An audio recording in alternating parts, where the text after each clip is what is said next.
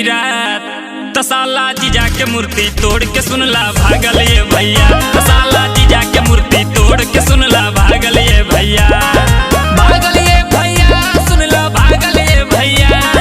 भागल ये भैया सुनला भागल ये भैया। तसाला जीजा के मूर्ति तोड़ के सुनला भागल ये भैया। तसाला जीजा के मूर्ति तोड़ के सुनला भागल ये भैया।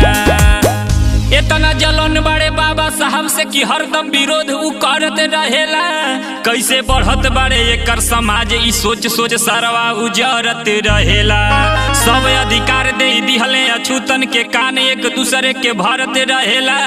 स्पीडियम सब बनत बड़े कुल सोच सोच घुट घुट के मारत रहेला। मुहले अपनी करिखा पोत आ पूरा शरीरिया अपन तोप। तसाला जीजा के मूर्ति तोड़ के सुनला भागल ये भैया। तसाला जीजा के मूर्ति तोड़ के सुनला भागल ये भैया।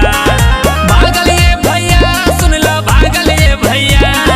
भागल ये भैया सुनला भागल ये भैया। तसाला जीजा के मूर्ति तोड़ के सुनला भागल ये भैया। तसाला जीजा के मूर्ति तोड़ के सुनला भागल ये भैया।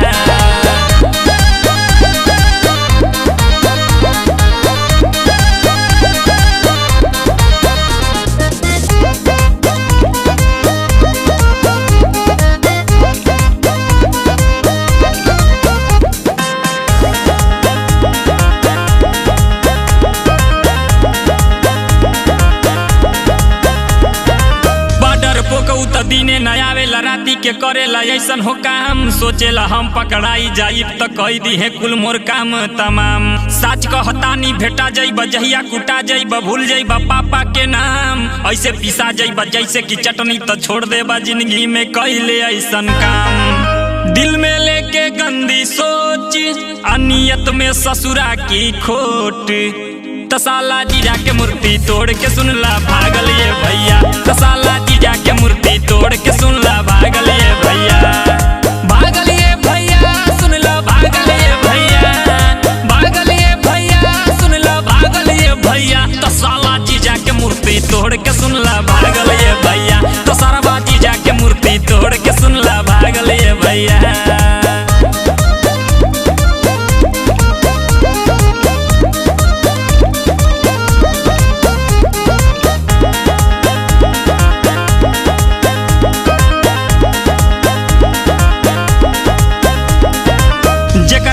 संविधान से चलती भारत देशवा हो आज। उनकर मूर्ति तोड़े में ससुर नहीं लागेला तोहरा के तनिको इलाज। दुनिया में ज्ञान के प्रतीक कहल जाले और कहल जाले विश्व रतन। उनका से भेदभाव इतना रखत बाड़े दिल में भरल बाड़े इतना जलन। जातिवाद से ग्रसित विचार आ दिल में नफरत भरल बायार।